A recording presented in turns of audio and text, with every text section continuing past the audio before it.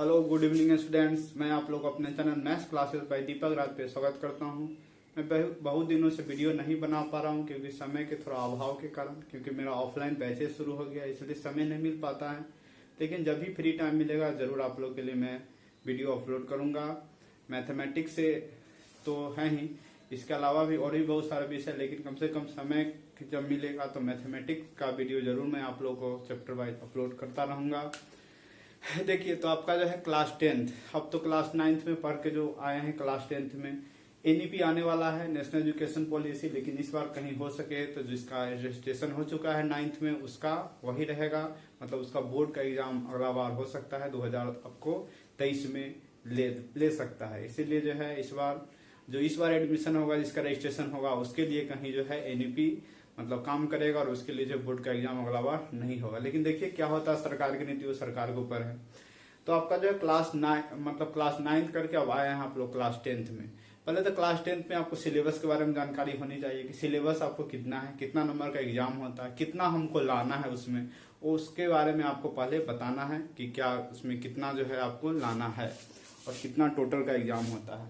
तो देखिए, आपका पहला जो होता है मैथ से शुरू करते हैं। आपका पहला जो होता है मैथमेटिक्स होता है। आप लोग जानते ही हैं कि मैथमेटिक्स जो होता है 100 मार्क्स का होता है। इसमें नो प्रैक्टिकल कुछ नहीं होता है, पूरा आपको 100 का 100 एग्जाम देना पड़ेगा। दूसरा जो एग्जाम होता है आपका साइंस का होता है। साइंस में आपका मतलब विज्ञान, जिसमें आपका फिजिक्स, केमिस्ट्री, बायोलॉजी सब आ जाता है। इसमें आपका 80 मार्क्स का एग्जाम होता है, क्योंकि इसमें 20 नंबर का आपका प्रैक्टिकल स्कूल में होता है। फिर आपका तीसरा है एसएसटी, या उसको सोशल साइंस भी कहते हैं, सोशल स्टडीज भी कहा जाता है। इसका भी एग्जाम आपको 80 नंबर का होता है। इसमें भी आपको 20 नंबर का प्रैक्टिकल मिलता है। फिर आपका जो है हिंदी जो कि उसका एग्जाम, आपका हिंदी का एग्जाम 100 नंबर का, इसमें हिंदी ग्रामर ये सब पूछा जाता है, और भी वो सर अपठित गद्यांश से सब रहता है, पत्र लेखन ये सब पूछा जाता है। हिंदी के बाद आपका संस्कृत हुआ। संस्कृत का भी एग्जाम आपका 100 मार्क्स का होता है, क्योंकि इसमें भी लैंग्वेज में कोई प्रैक्टिकल नहीं होता है। 100 मार्क्स का इसमें भी होता है। इसमें भी ग्रामर हुआ, आपका पत्र हुआ, मतलब बहुत सारे अनुवाद हुआ, ये सब चीज मतलब बुक से भी रिलेटेड ये सब पूछा जाता है। तो ये आपका जो है 5 पेपर जो होते हैं टोटल 100 होते हैं, जो कि 500 नंबर के होते हैं, क्योंकि 20 का प्रैक्टिकल इसमें भी और 20 का प्रैक्टिकल इसमें भी, सब कुछ जुड़ेगा तो आपको टोटल 500 मार्क्स के एग्जाम होते हैं। और इसी पे आपको जो है 500 में आप जितना मार्क्स लाते हैं वही आपको जो है फर्स्ट, सेकेंड, थर्ड जो होता है आपको उसी से जो है अथी होता है, उसी से पता चलता है कि आप कितना मार्क्स लाते हैं। एक होता है आपका इंग्लिश का पेपर होता है, इंग्लिश, जिसका जो है बस इसमें पास करना जरूरी है, कंपल्सरी कि इसमें आपको बस पासिंग मार्क्स लाना जरूरी है, 30 या 35 नंबर जो कि आपको लाना पड़ेगा। और इसका जो है आप इसमें अगर 30 लाते हैं फिर भी, या 90 लाते हैं फिर भी, इससे आपको इसका परसेंटेज पे कोई असर नहीं पड़ेगा, बस आपको उसका मार्क्स भी नहीं जुड़ता। इसमें नीचे उसमें दिया रहेगा कि इंग्लिश करके जो है उसका मार्क्स, लेकिन पास होना उसमें जरूरी है।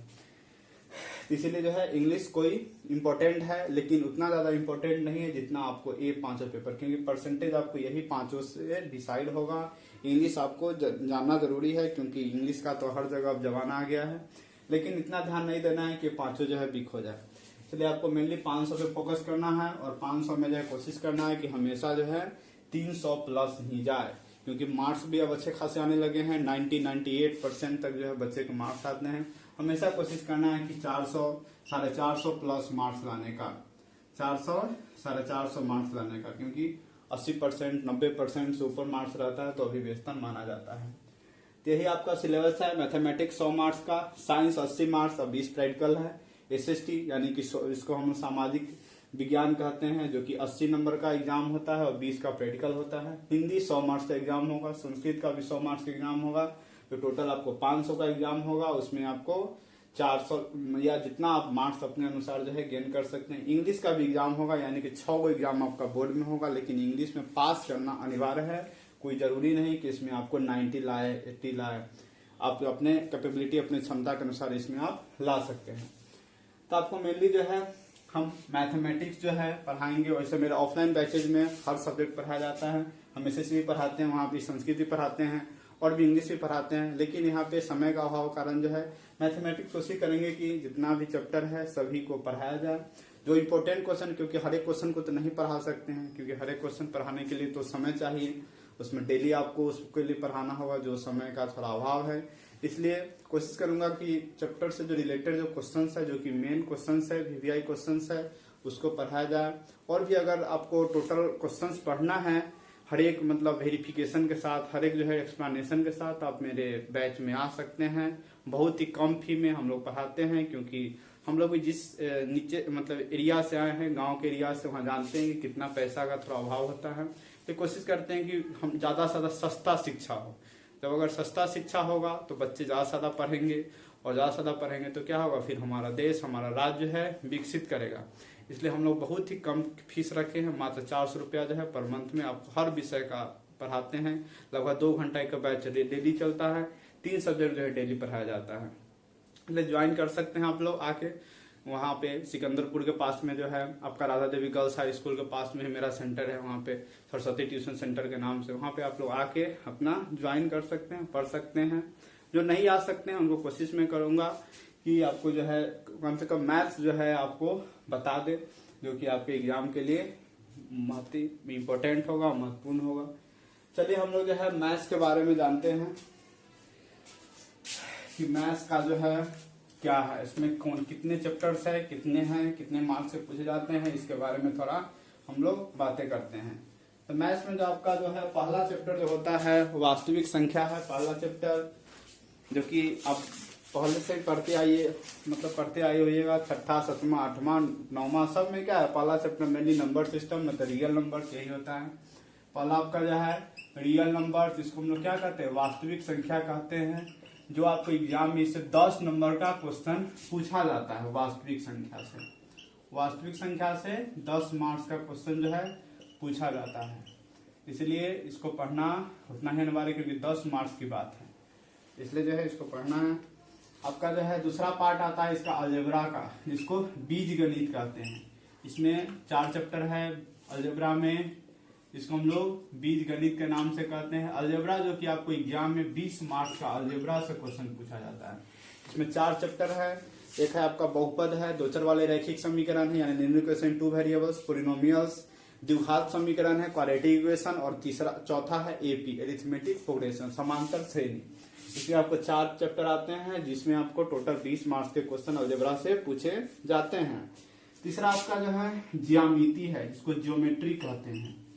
ज्योमेट्री, इसको हिंदी में ज्यामिति कहा जाता है। ज्यामिति से भी आपके क्वेश्चन जो है पूछे जाते हैं 20 मार्क्स के। 20 मार्क्स के क्वेश्चन इससे भी पूछे जाते हैं। इसमें भी आपको 4 चैप्टर पढ़ना है ज्यामिति में। पहला जो है त्रिभुज यानी कि ट्रायंगल्स है। दूसरा आपका है पाइथागोरस प्रमेय, जिसको हम लोग पाइथागोरस थ्योरम कहते हैं। तीसरा आपका है वृत्त, जिसको सर्कल के नाम से जानते हैं। उसके बाद चौथा आपका कंस्ट्रक्शन है। तो ये जो है 4 चैप्टर, माने रचना करने वाला जो होता है, बनावट वाला, इसमें भी आपको 4 चैप्टर है ज्योमेट्री में, जो कि 20 मार्क्स के आपको चारों से मिला के पूछे जाएंगे। और फिर आगे जो है आपका नियामक ज्यामिति।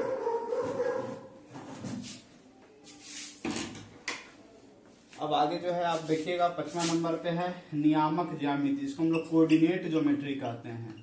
नियामक ज्यामिति, कोऑर्डिनेट ज्योमेट्री, इसको हम लोग नियामक ज्यामिति कहा जाता है। इससे आपको 10 मार्क्स के क्वेश्चन पूछे जाते हैं। एक ही चैप्टर है जो कि 10 मार्क्स के आपसे क्वेश्चन इसमें पूछे जाएंगे एग्जाम में। 10 मार्क्स के क्वेश्चन जो है आपके नियामक ज्यामिति से पूछे जाते हैं। फिर आपका जो है आता है क्षेत्रमिति, जो कि आपके लिए नया है, क्योंकि इससे पहले आपको इसका सामना कभी नहीं हुआ है, लेकिन बहुत ही आसान होता है। मेंसुरेशन, जिसको मेंसुरेशन का सामना हुआ है, ट्रिग्नोमेट्री का सामना आपको नहीं हुआ है, जो कि त्रिकोणमिति कहते हैं। मेंसुरेशन तो आप पहले से ही पढ़ते आ रहे हैं। तो मेंसुरेशन को हिंदी में कहते हैं क्षेत्रमिति कहा जाता है। क्षेत्रमिति, जिसमें भी आपको 10 मार्क्स के क्वेश्चन जो है क्षेत्रमिति से आते हैं, 10 मार्क्स के क्वेश्चन। फिर आपका 7वां पोर्शन है ट्रिग्नोमेट्री। इसको आप अभी तक नहीं पढ़े हैं, जो कि पहला बार आपको 10th में ही पढ़ना होता है, और अपर क्लास में जाइएगा वहां भी पढ़ना है, लेकिन 10th से शुरुआत हो जाता है। इसको हम लोग हिंदी में त्रिकोणमिति कहते हैं। ये भी आपका 10 मार्क्स का त्रिकोणमिति से भी क्वेश्चन आता है। फिर आपका जो है त्रिकोणमिति से 20 मार्क्स का आता है, 10 नहीं से 20 मार्क्स, क्योंकि इसमें जो है आपको 4 चैप्टर होते हैं त्रिकोणमिति में। आपका ट्रिग्नोमेट्रिक रेशियो जिसको त्रिकोणमितीय अनुपात कहते हैं, आइडेंटिटी होता है इसको तारतम्य कहा जाता है, और ऊंचाई एवं दूरी जिसको हाइट एंड डिस्टेंस कहते हैं। इससे जो है 20 मार्क्स के क्वेश्चन आपके एग्जाम में आते हैं।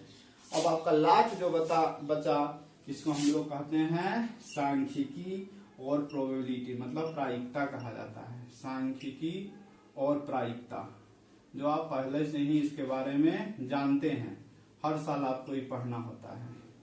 सांख्यिकी और प्रायिकता जिसको हम लोग कहते हैं स्टैटिक्स एंड प्रोबेबिलिटी।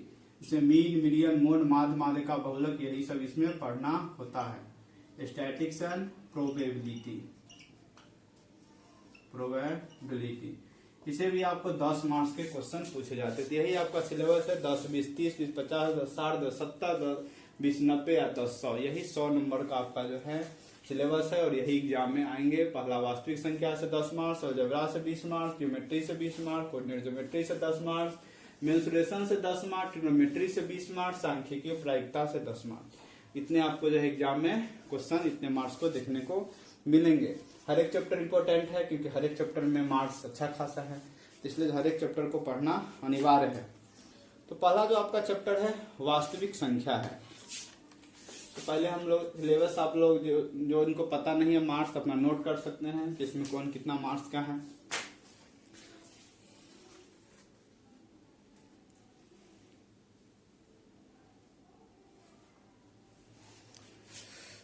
अब हम लोग जो है इसको चलते हैं आगे इसमें कि अब इसमें पहला चैप्टर है आपका वास्तविक संख्या है, रियल नंबर्स है। उसके बारे में थोड़ा देखते हैं कि रियल नंबर्स क्या है।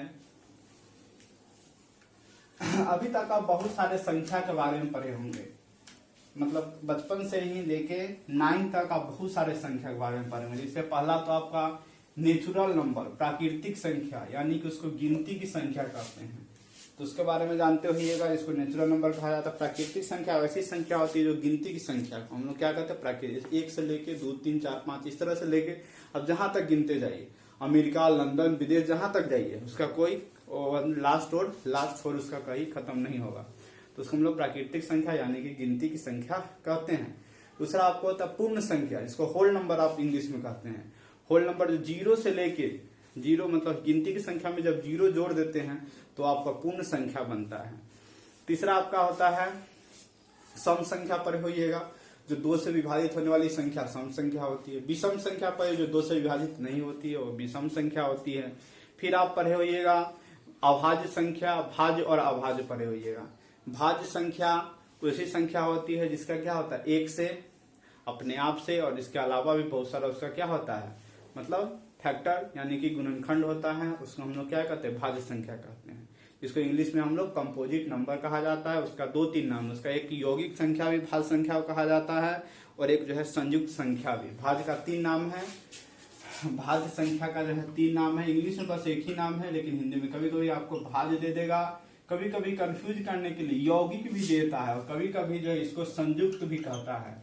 तीनों का नाम अलग अलग है हिंदी में, लेकिन उसको इंग्लिश में अगर देखा जाए तो इंग्लिश में बस एकमात्र नाम है कंपोजिट नंबर। तो इसको जो हम लोग भाज्य संख्या को कंपोजिट नंबर कहते हैं। अब जो है अभाज्य संख्या, अभाज्य संख्या का एक और नाम है रूट संख्या। अभाज्य संख्या को जो है रूट संख्या भी कहा जाता है।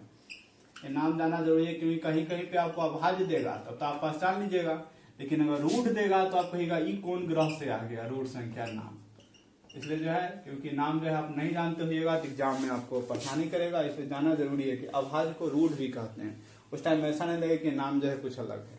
इंग्लिश में जिसको जानते हैं कि अभाज्य को प्राइम नंबर कहा जाता है, प्राइम नंबर इसको कहा जाता है। तो ये दोनों को ध्यान रखिएगा। भाज्य और अभाज्य, भाज्य वही है जो 1 से, अपने आप से, और इसके अलावा भी बहुत सारा उसका क्या होता है गुणनखंड होता है। लेकिन अभाज्य की बात करें तो अभाज्य वैसी संख्या होती है जो 1 से और अपने आप से ही विभाजित हो, उसको हम लोग कौन सी संख्या कहेंगे अभाज्य। जैसे मान लीजिए 2 हुआ, 5 हुआ, ये सब देखते हैं। 1 से कटेगा ना तो अपने आप से कटेगा, इसके अलावा इसका तीसरा गुणनखंड कुछ नहीं होगा। यही आपका भाज्य और अभाज्य। एक और संख्या है जो कि सह अभाज्य संख्या है, हर साल पूछा जाता है, मतलब जो क्वेश्चन नहीं बताएंगे और इस बार भी आपको पूछा जाएगा हर एक सेंटअप में, मतलब बोर्ड में 9th में पूछा जाता है, 10th में पूछा जाता है, इसलिए इसको जरा ध्यान से देखिएगा आप। सह अभाज्य संख्या, अभी तक तो भाज्य अभाज्य देखे हैं, अब जो है देखिए सह अभाज्य संख्या। 1 मार्च से क्वेश्चन जो है ये आपको एग्जाम में से रहेंगे, बोलेगा कि सह अभाज्य संख्या को पहचाने। सह अभाज्य संख्या,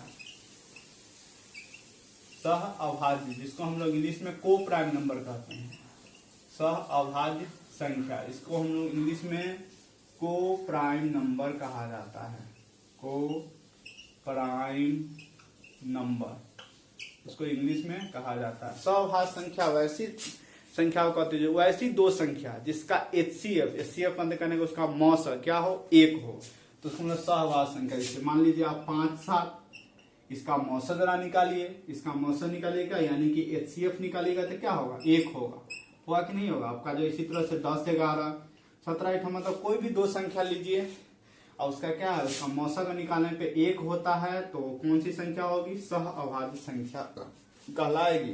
इसलिए क्वेश्चन बहुत ज्यादा इंपॉर्टेंट है क्योंकि बहुत साल पूछे गए हैं और इस बार पूछे जाने का भी अनुमान है, इसलिए इसको ध्यान में रखना है कि सह अभाज्य क्या होगी, वैसी दो संख्या जिसका लिख सकते हैं परिवार, वैसी दो संख्या जिसका मौसा यानी कि जिसका एचसीएफ हमेशा 1 हो, वैसी संख्या को हम लोग सह अभाज्य संख्या कहते हैं। अब हम लोग आगे चलते हैं। ये सब तो हम लोग जान लिए। अब क्लास 9 में परिमेय और अपरिमेय संख्या पढ़े हैं। परिमेय संख्या जो p/q के फॉर्म में होता है और q जो होता है 0 के बराबर नहीं होता, उसको हम लोग परिमेय संख्या कहते हैं। अपरिमेय संख्या जो p/q के फॉर्म में नहीं होता, उसके रूप में नहीं होता है, उसको हम लोग कौन सी संख्या कहते हैं, अपरिमेय संख्या। यानी कि रेशनल नंबर को परिमेय संख्या और इरेशनल नंबर को अपरिमेय संख्या कहा जाता है, जो अभी जस्ट पढ़े हैं। अब हम लोग को बात करना था वास्तविक संख्या, क्योंकि चैप्टर का नाम क्या है, वास्तविक संख्या। सबसे जितना संख्या पढ़े हैं, मतलब गिनती की संख्या यानी प्राकृतिक संख्या से लेके अभी तक जितना भी संख्या पढ़े हैं सभी को ही मिला दीजिएगा, सभी का एक समूह जो होगा वही क्या कहलाएगा, वास्तविक। इसमें सब आ जाएगा, वास्तविक संख्या में क्या आ जाएगा, गिनती की संख्या भी आ जाएगा, सम भी आ जाएगा, विषम भी आ जाएगा, भाज्य भी आ जाएगा, अभाज्य भी आ जाएगा, सहभाज्य भी आ जाएगा। जितना भी तक संख्या पढ़े हैं, परिमेय अपरिमेय सब आ जाएगा, तो उसी को हम लोग क्या कहते हैं, वास्तविक संख्या यानी कि रियल नंबर्स कहा जाता है। अब हम लोग जो है रियल नंबर समझ गए आप लोग। अब जो इसमें आपको क्वेश्चंस कैसे पूछे जाएंगे, वैसे तो एक्सरसाइज में बहुत सारे क्वेश्चंस है, लेकिन हमको इम्पोर्टेंट जो क्वेश्चन लगेगा उसको हम डील करते चलेंगे, उसका जो कंसेप्ट के साथ बताते चलेंगे कि जो क्वेश्चन इम्पोर्टेंट आपके लिए होगा। वैसे सभी क्वेश्चन को पढ़ने के लिए आपको जो है ऑफलाइन सेंटर में ज्वाइन कीजिएगा, तो एक एक क्वेश्चन को एक्सप्लेनेशन के साथ आपको बताया जाएगा। अब देखिए हम लोग जो है बातें करते हैं कि कंसेप्ट, जो इम्पोर्टेंट कंसेप्ट क्या है आपके लिए, जो कि पहला एक्सरसाइज आपका है ताकि मतलब वास्तविक संख्या का 1A जिसका एक्सरसाइज प्रश्नावली है। इसमें आपको क्या है पढ़ना, क्या है जो एग्जाम के व्यू से क्या इम्पोर्टेंट है। देखिए इसमें आपको जो है एक थ्योरम पढ़ना है जिसको यूक्लिड थ्योरम कहते हैं, यूक्लिड प्रमेय कहा जाता है। यूक्लिड एक साइंटिस्ट का नाम था, जो साइंटिस्ट थे जो कि विदेश के थे, उन्हीं के नाम पे जो क्या किए थ्योरम दिए, प्रमेय दिए, उसी को जो है यूक्लिड प्रमेय के नाम से कहा जाता है। इसी को हम लोग क्या कहते हैं, यूक्लिड थ्योरम कहा जाता है। यूक्लिड्स थ्योरम मतलब यूक्लिड का थ्योरम, यूक्लिड्स थ्योरम मतलब यूक्लिड का प्रमेय। थ्योरम को हिंदी में प्रमेय कहा जाता है। अब प्रमेय क्या होता है तो जानना है। प्रमेय वह होता है जो क्या होता है, मतलब दिया जाता है, जैसे आप पढ़े हैं बहुत सारा प्रमेय आप पीछे पढ़े हैं, वो प्रमेय होता है मतलब उस पर जो है क्या होता है, उसका यूज करके, उसका प्रयोग करके हम क्या करते, उसका बार बार यूज करके जो है उसका निकालते चलते हैं, उसका जो आगे जो बहुत सारा यूज करते हैं और उसके अनुसार जो है हम लोग जो है अपना हल जो है निकालते हैं, वही क्या होता है अलगोरिथम मतलब प्रमेय कहा जाता है, इसको आप थ्योरम कहते हैं। तो यूक्लिड का जो है आपका प्रमेय है। इसमें आपको क्या पढ़ना है, तो आप पढ़े होइएगा, बचपन में ही पढ़े होइएगा। कि क्या होता है, भाज्य बराबर जो होता है, भाज्य बराबर भाजक गुने भागफल प्लस शेष। अब जब भाग बनाते होइएगा बचपन में तो उस टाइम जो है जरूर आप पढ़े होइएगा कि भाग को कैसे चेक करें कि सही बना है कि गलत बना है, तो उसको चेक करने के लिए यही अपनाया जाता था विधि। भाज्य, भाज्य को इंग्लिश में इसको डिविडेंड कहते हैं, डिविडेंड कहते हैं। भाजक को डिवीजर कहा जाता है, डिवीजर। भागफल को कोसेंट कहा जाता है और शेष को क्या कहा जाता है इंग्लिश में, रिमाइंडर कहा जाता है। यही जो है आपका जो आप पढ़े थे पिछले कुछ वर्षों में, उसी से जुड़ा हुआ है थ्योरम है।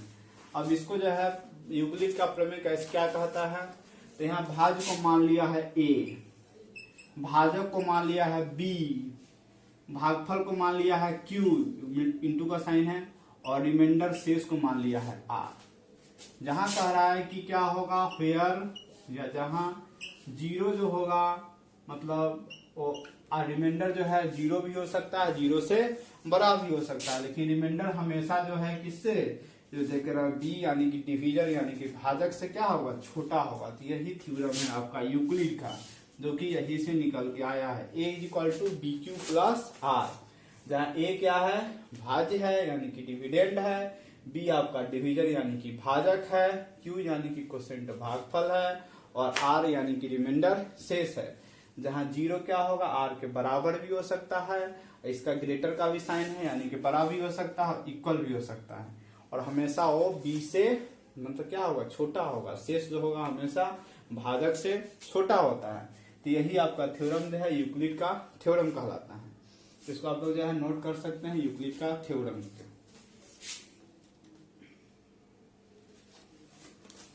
ये यूक्लिड का थ्योरम जो है हर एक साल लगभग पूछा जाता है और इम्पोर्टेंट भी है इस चैप्टर में, मतलब खास से इस एक्सरसाइज के लिए जो है इम्पोर्टेंट क्वेश्चन है यूक्लिड का प्रमेय। अब हम लोग जो है देखेंगे इस पे क्वेश्चंस को डील करेंगे, क्वेश्चंस जो है कैसे जो है एग्जाम में इसको बनाया जाएगा, क्योंकि ये पूछेगा 2 मार्क्स का जो है यूक्लिड का थ्योरम आपसे पूछा जाएगा।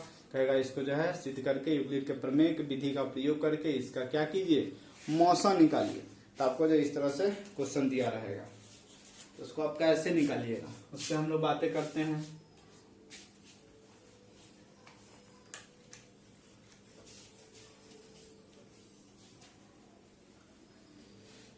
देखिए आपको जो है क्वेश्चन कैसा देगा, जैसे दिया हुआ है क्वेश्चन कि 135 और 225, 135 और 225 का यूक्लिडियन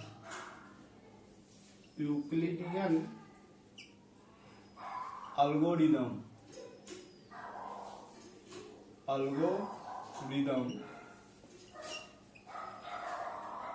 यूक्लिडियन एल्गोरिदम के प्रयोग से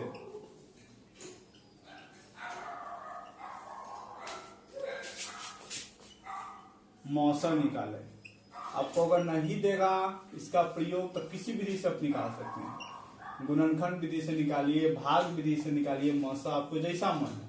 लेकिन अगर लिख देगा एग्जाम में कि यूक्लिडियन एल्गोरिदम यूक्लिडियन जो थ्योरम पर है उसका प्रयोग करके निकालना है, तब आपको जो भी बताएंगे उसके अनुसार आपको सोल्व करना होगा, तभी आपको 2 मार्क्स मिलेगा, नहीं तो नहीं मिलेगा 2 मार्क्स। अब देखिए कैसे इसको हम लोग सोल्व करेंगे।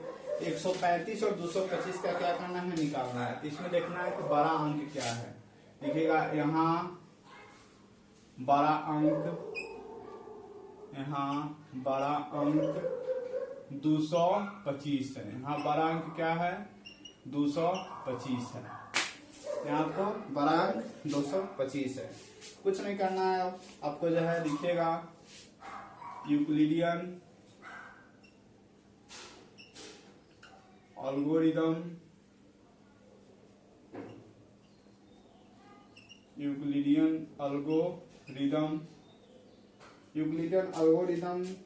का प्रयोग करके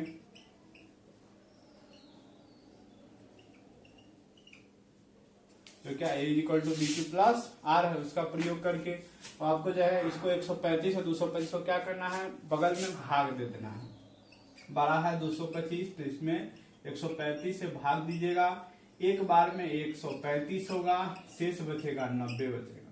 तो आपको लिख देना यूक्लिडियन एल्गोरिथम का प्रयोग करके जो है अब आपको लिख देना है कि 225 यानी कि भाज्य यानी कि डिविडेंड बराबर डिवीजर यानी कि भाजक 135 है, क्योंकि जानते हैं बीच वाला भाज्य होता है, जिसे आप भाग लगाते हैं उसको भाजक यानी कि डिवीजर कहते हैं।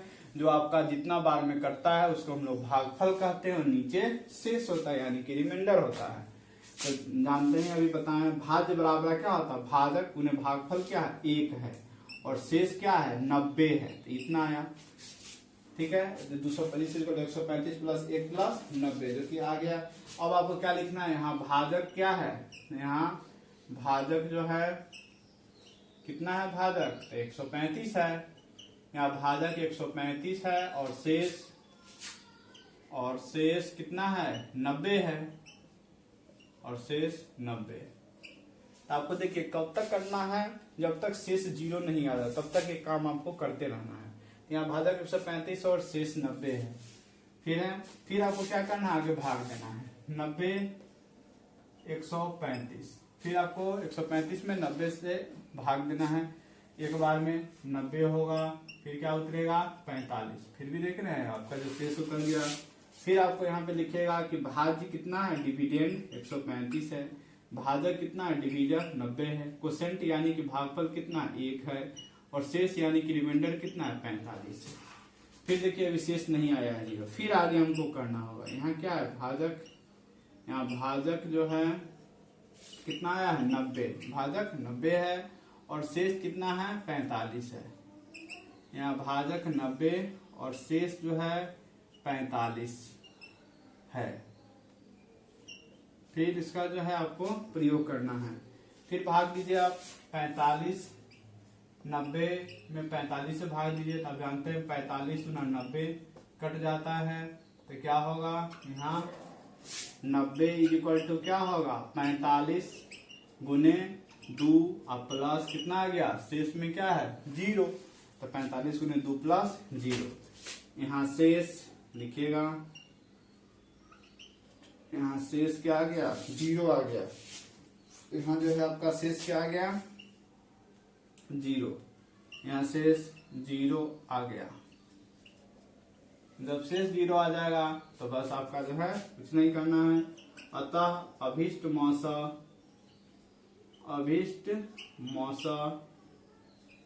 मौसा आपको निकालना था, कितना हो जाएगा वही जो भाजक था यानी कि 45। अतः अभीष्ट मौसा क्या हो जाएगा 45, यानी कि जो भाजक होगा यानी कि डिवीजर जो लास्ट में जो बचेगा जिसका शेष 0 आएगा वही क्या होगा उसका मौसा कहलाएगा। तो यहाँ पे क्या है 45 है, तो आपका मौसा कितना आ जाएगा 45 आ जाएगा। इस तरह से आप करके प्रयोग करके जो आप क्या कर सकते हैं इसका निकाल सकते हैं। आपका जो है आंसर को जो है यूक्लिड का प्रयोग करके, किताब में और भी भाषा दिया हुआ तो आपको इसे आसान भाषा लिख सकते हैं तो और भी लिख सकते हैं। जो हमको लगा है आसान उसको हम लिख दिए हैं। आप लोग जो है इसको आसान भी कर सकते हैं, ठीक लगेगा तो आपको यही भी लिख सकते हैं। तो इसको आप लोग जो है नोट कर सकते हैं या स्क्रीनशॉट ले सकते हैं।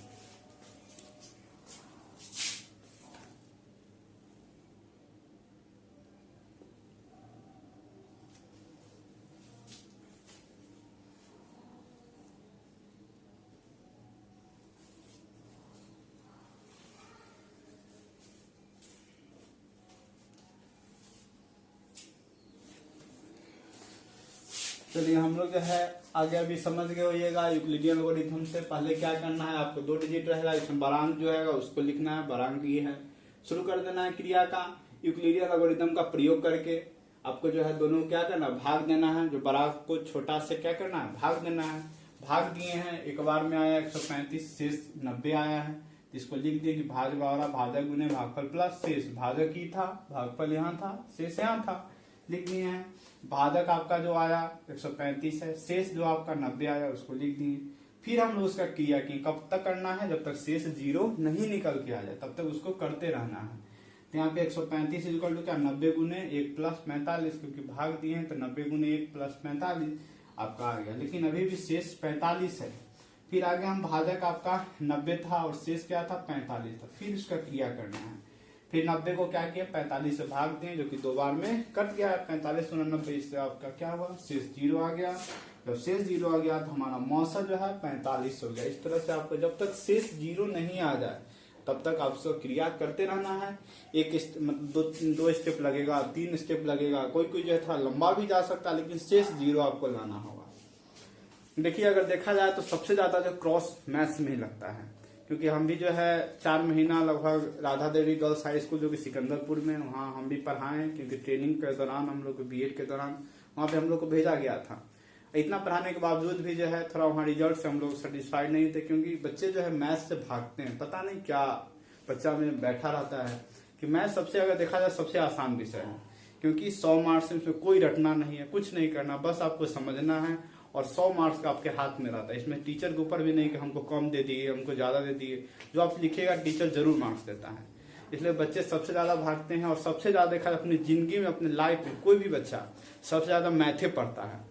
मतलब जब से जन्म होता है तब से जब तक वो पढ़ता रहता है, मतलब मैथ के साथ जुड़ा रहता है, तब तक वो मैथ्स का ट्यूशन जरूर पढ़ता है। लेकिन फिर भी सबसे ज्यादा क्रॉस भी लगता है मैथ्स से। ये अजीब विडंबना है।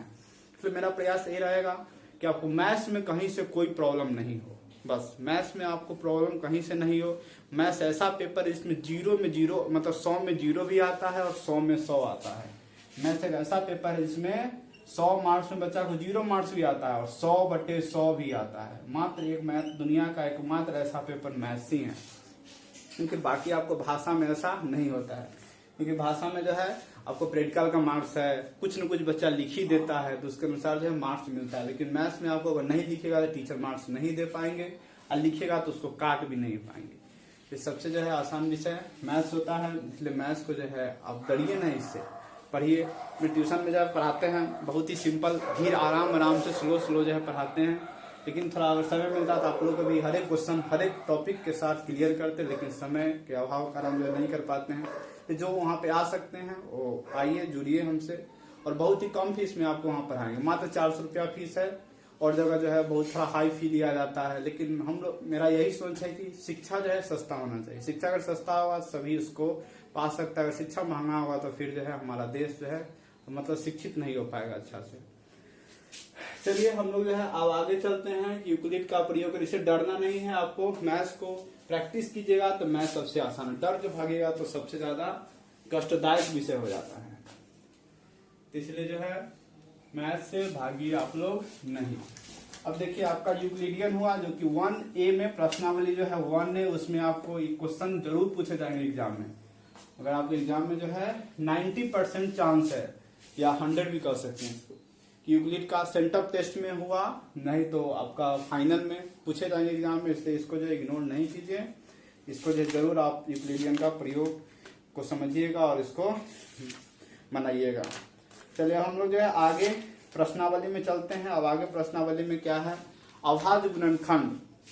अभाज्य गुणनखंड जो है उसको जो है उसमें भी क्वेश्चन आपको आते हैं एग्जाम में, पूछे जाएंगे। बोल देगा कि अभाज्य गुणनखंड बताइए, कोई नंबर लिख देगा, कहेगा उसका अभाज्य गुणनखंड कीजिए। या कभी कभी अभाज्य गुणनखंड का प्रयोग करके कहेगा कि लॉस और मौसा निकालिए। एक इसमें आपका प्रमेय भी है, फंडामेंटल जो थ्योरम है आपका इसमें दिया हुआ है। महत्तम सामर्थ्य अंक गणित के मूलभूत का प्रमेय जो है HCF गुने LCM, मतलब मौसा गुने लॉसा जो होता है, दो संख्या गुणनफल के बराबर होता है। HCF इंटू LCM जो होता है प्रोडक्ट ऑफ 2 नंबर्स होता है, उसको भी बारे बताएंगे। पहले हम लोग जानते हैं अभाज्य गुणनखंड के बारे में। जैसे आपको कोई भी क्वेश्चन दे देगा, कहेगा उसका अभाज्य गुणनखंड निकालें, तो पहले समझिए कि अभाज्य गुणनखंड कैसे निकालेंगे। जैसे क्वेश्चन यहाँ पे रहेगा कि 156 का अभाज्य गुणनखंड निकाले। 156 का अभाज्य गुणनखंड निकाले, यही आपसे सिंपल क्वेश्चन पूछ देगा, कहेगा 2 मार्क्स का क्वेश्चन रहेगा। आज बहुत ही आसान होता है, बस देखने में भारी है और इसे है बहुत आसान। 156 का क्या होता है, इसको पहले देखना है किससे भाग लगेगा। तब जानते हैं आपको पहले विभाज्यता का नियम याद होना चाहिए। तो 2 से विभाज्यता का नियम क्या होता है, इसका जो पहला नंबर होगा वो सम संख्या होना चाहिए, यानी कि 2 का पहाड़ा में होना चाहिए। 2, 4, 6, 8, 0 ये सब अगर रहेगा पहला संख्या तो वो 2 से विभाजित संख्या पूरा हो जाएगा। 3 से क्या होता है, इस सबको जोड़ लेना है। चाहे वो संख्या जोड़ने पे जो संख्या आएगा वो 3 से अगर विभाजित होगा तो संख्या 3 से विभाजित होगा। जैसे मान लीजिए यहाँ पे 1 5 6 है, 6 प्लस 5 प्लस 1 जोड़ लीजिएगा तो क्या होगा 12 होगा। अब 12 जानते हैं 3 से विभाजित होता है, तो ये संख्या भी क्या होगा 3 से विभाजित होगा। इसी तरह से 4 से 5 से 6 से, इसी तरह से आपको विभाजता का नियम पता होना चाहिए, जो आप पिछले क्लास में आप पढ़े होइएगा। देखिए इसमें आपको जो है पहले हम 2 से लगाते हैं, 2 से लगाइएगा तो कितना होगा 78 होगा। फिर 2 से लगाते हैं जो कितना होगा 39 होगा। फिर 2 से लगाते हैं नहीं लगेगा, क्योंकि इसमें आपको देखना है इसका शुरू नंबर जो है सम संख्या नहीं है। 3 से लगेगा क्योंकि 9 3 12, 12 3 से विभाजित होता है तो संख्या भी 3 से विभाजित होगा, तो 3 से लगाने क्या होगा 13 होगा। अब 13 एकम 13 से लगाएंगे तो क्या होगा 13 होगा। तो इसका क्या हो जाएगा 156 बराबर क्या हो जाएगा 2 गुने 2 गुने 3 गुने 13। ठीक है, ये आप देखिए 2 कितना बार है 2 बार है, तो उसका 2 का पावर क्या हो जाएगा 2 होगा। जो ही संख्या जितना बार हो तो उसका पावर 2 गुने 3 और गुने 13, तो ये आपका क्या हो गया उसका जो है आंसर निकल के आ गया। यही आपका अभाज्य गुणनखंड निकल गया।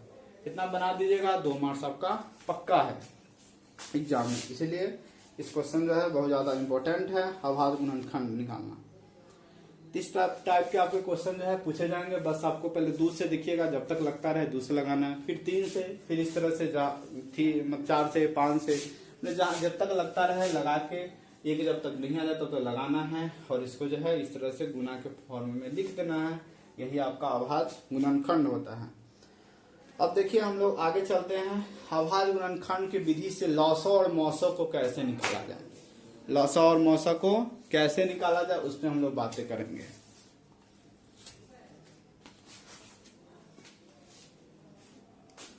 देखिए अभाज्य गुणनखंड का प्रयोग करके ही लॉसो और मौसो निकालना, जो कि एग्जाम में पूछा जाएगा और पूछा गया भी है पिछले कुछ वर्षों में।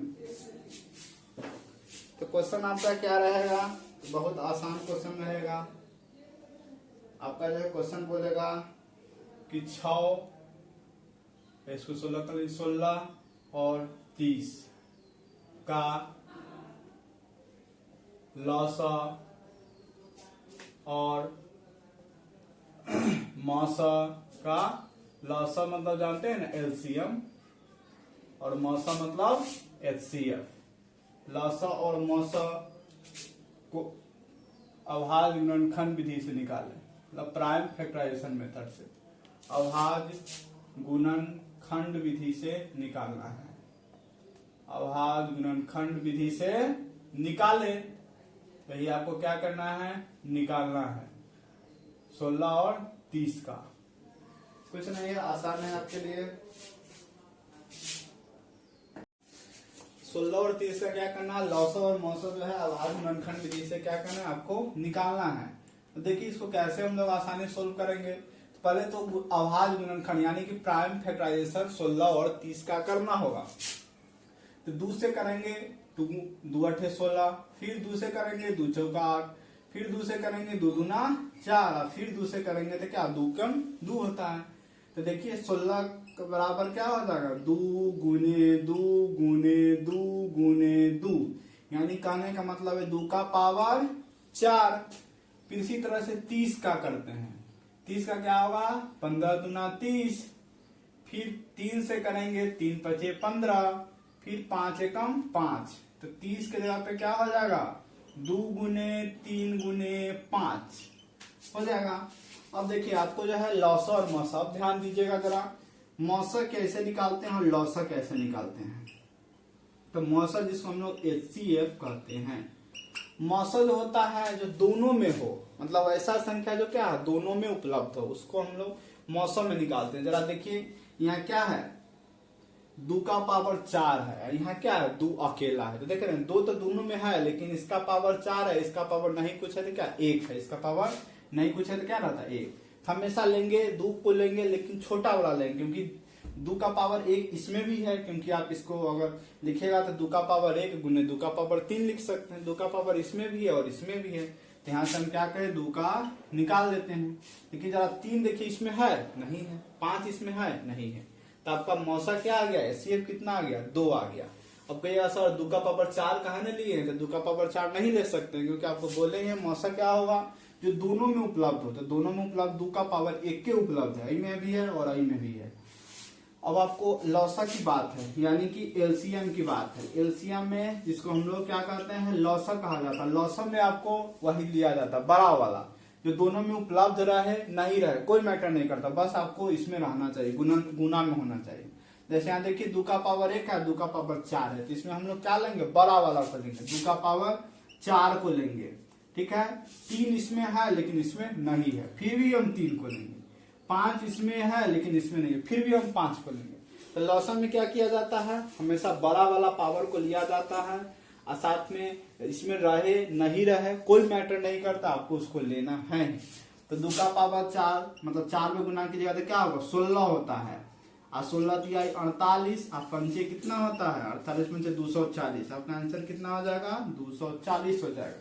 तो लौसा 240 हो गया, मौसा आपका 2 निकल के आ गया। तो इस तरह से क्या कर सकते हैं, लौसा और मौसा जो अभाज्य गुणनखंड विधि से निकाल सकते हैं।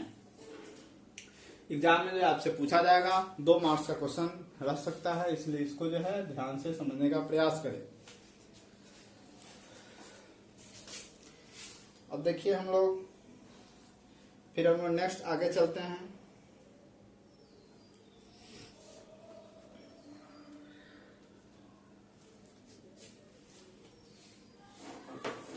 एक और क्वेश्चन देखते हैं हम लोग लौसा और मौसा वाला, तो उसको कैसे हल करेंगे।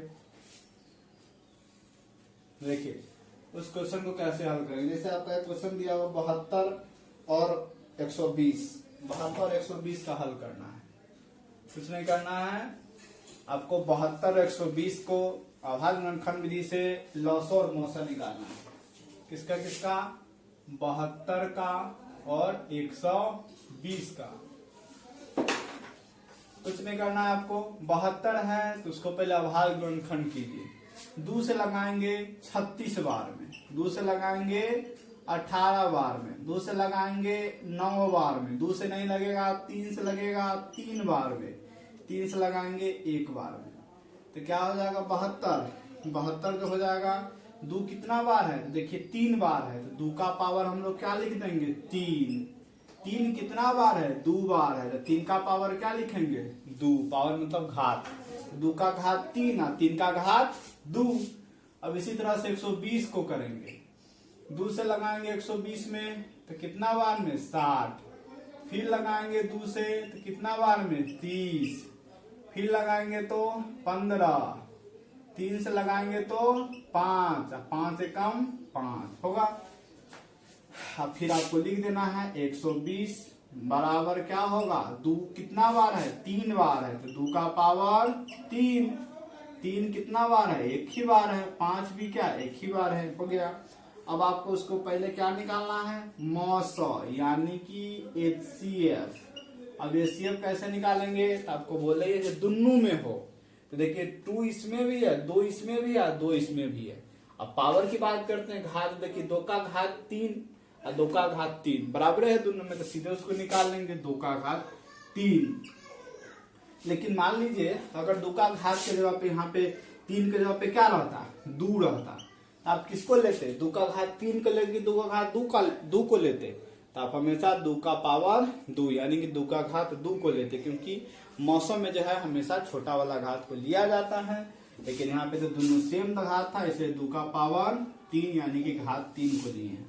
देखिए 3 यहाँ भी है और 3 यहाँ भी है, दोनों में है, लेकिन इसका घात 2 है, इसका घात 1 है, तो आप किसको लीजिएगा, इसको कि इसको, तो HCF में छोटा वाला को लिया जाता है, तो क्या होगा 3 का घात 1 वाला को यानी कि इसको लेंगे।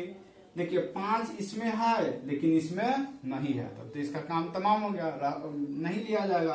तो 2 का 3 में गुना कीजिएगा, 2 का तो कितना होता है 8 होता है, 8 गुने 3 कितना होगा 24 होगा। अब हमको क्या निकालना है, अगला लौसा निकालना है। लौसा को हम लोग क्या कहते हैं, एलसीएम कहते हैं। अब एलसीएम कैसे निकालेंगे, इसमें बड़ा वाला पावर को लिया जाता है, तो बड़ा वाला पावर देखिए दोनों में रहे नहीं रहे कोई मैटर नहीं करता, इसमें भी है 2 इसमें भी है 2, तो कोई दिक्कत नहीं है ही। तो 2 का पावर 3 लेंगे। इसमें देखिए 3 का पावर 2 है, इसमें 3 का पावर 1 है। इसमें बड़ा वाला को लिया जाता है तो क्या होगा, बड़ा वाला 3 का पावर 2 होगा। 5 इसमें तो है लेकिन इसमें नहीं है, फिर भी हम 5 को लेंगे तो ये आपका हो जाएगा 2 का पावर 3 मतलब 8, 3 का पावर 9 मतलब 2 मतलब 9, और गुने 5 कितना हो जाएगा, 8 पंच 360। कितना हो जाएगा आपका आंसर, 360 आपका आंसर आ जाएगा। तो ऐसे हम लोग मौसा और लौसा निकाल सकते हैं। बहुत ही आसान है, आप इसको समझ सकते हैं।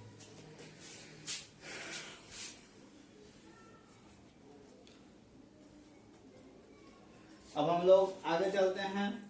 अब जो आपको जो प्रमेय जो है पढ़ना जो है उस पर बात करते हैं कि लौसा और मौसा को कैसे गुना करेंगे जो 2 संख्या गुणनफल के बराबर आएगा, क्योंकि एग्जाम में उससे क्वेश्चन पूछा ही जाता है।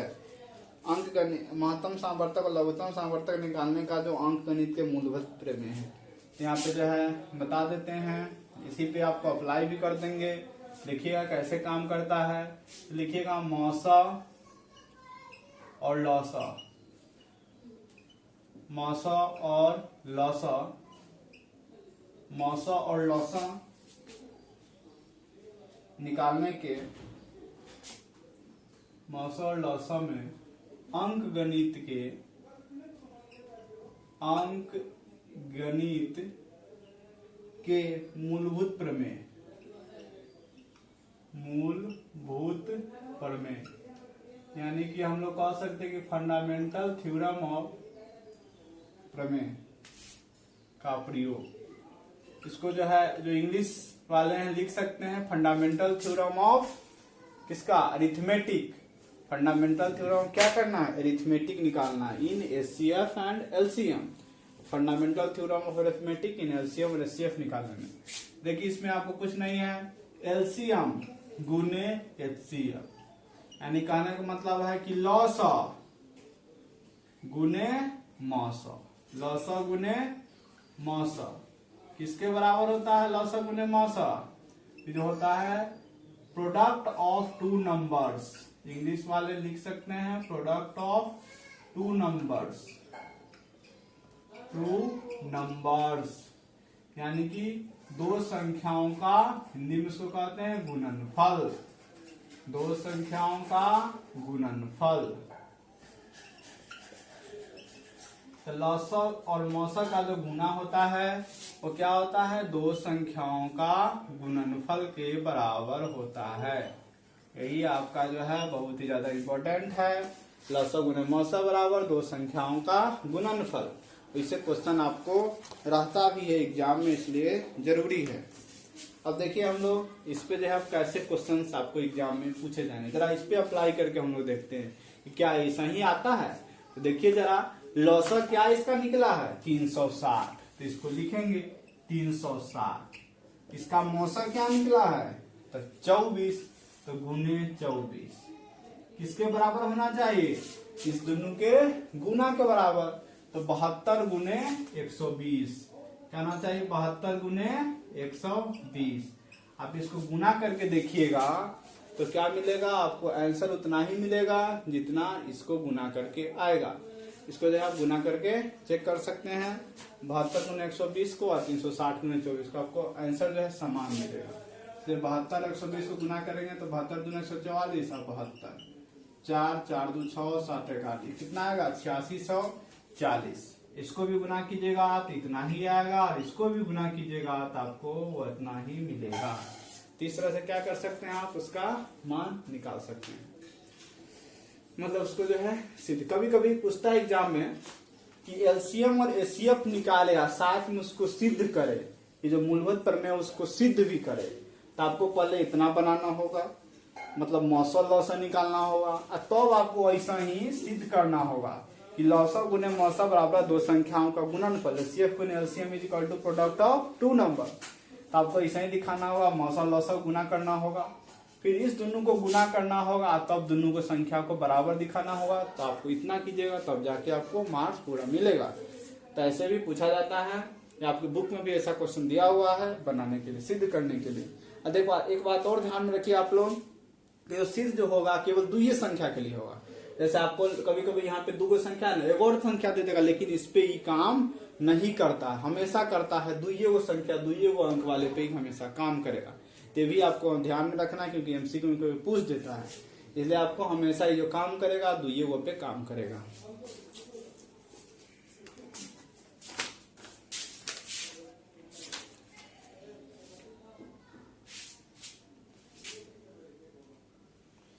फिर हम लोग जो है आगे चलते हैं, इसको आप लोग नोट कर सकते हैं।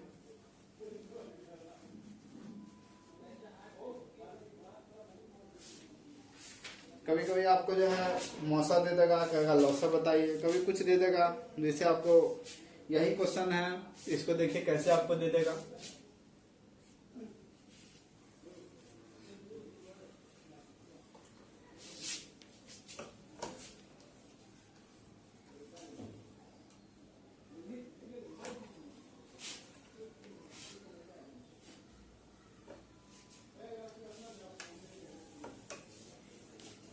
आपको जो है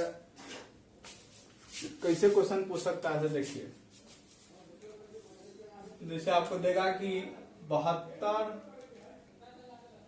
और 120, या कहेगा कि कोई भी दो संख्याओं का गुणनफल, कोई भी दो संख्याओं का गुणनफल, कोई भी दो संख्याओं का गुणनफल कितना है, 8640 है, 8640 है। तथा उसका मौसा, तथा उसका मौसा कहेगा कि 24 है, था उसका मौसा 24 है, तो लौसा निकाले, तो लौसा निकाले। मौसा 24 है तो क्या करना है आपको, लौसा निकालना है। ऐसा क्वेश्चन जो है एग्जाम में पूछ देगा। कभी आपको लौसा दे देगा तो मौसा पूछ देगा, कभी मौसा देगा तो लौसा पूछ देगा। तो हमेशा इसको कैसे बनाएंगे, वही बात है जैसे जस्ट बताए हैं कि क्या होता है, दो संख्याओं का गुणनफल जो होता है किसके बराबर होता है, लौसा गुने मौसा के बराबर होता है। तो ये लिखेगा कि लौसा गुने मौसा बराबर दो संख्याओं का गुणनफल। लौसा गुने मौसा बराबर है दो संख्याओं का गुणनफल इसके बराबर। तो लौसा क्या है यहाँ पे देखिए, लौसा नहीं दिया हुआ है, दिया क्या हुआ मौसा, तो लौसा की जगह पे लौसा ही आने दीजिए। अब जो है मौसा दिया हुआ तो मौसा की जगह पे लिख सकते हैं 24। अब दो संख्याओं का गुणनफल क्या है दिया हुआ है, 8640 दिया हुआ है, तो क्या लिखेगा 8640 लिखेगा, जो दो संख्याओं का गुणनफल दिया हुआ है। अब आपको कुछ नहीं करना है, निकालना क्या है, लौसा। तो लौसा बराबर क्या है, यहाँ देखिए गुना में 24 है, यहाँ क्या है गुना में है, उधर जाएगा तो क्या होगा भाग में हो जाएगा, तो क्या होगा 8640, अब भागा हो जाएगा 24। इसको भाग दीजिएगा तो आपको भाग देने पे जो आएगा वो क्या निकलेगा लौसा। इसको दीजिएगा 24 दिया 72, 14 360, कितना लौसा निकल के आएगा 360। भाग देके देख सकते हैं 360 आपका क्या हो जाएगा लौसा। तो ऐसा भी कभी क्वेश्चन पूछ देगा, कभी मौसा दे देगा मान, कहेगा लौसा निकालिए, कभी लौसा ही दे देगा कहेगा मौसा निकालिए। इस तरह से हमेशा आपसे क्वेश्चन करके अलग बदल के पूछ सकता है, इसलिए आपको कंसेप्ट को क्लियर रखना है, कुछ पूछे क्या मैटर करता है।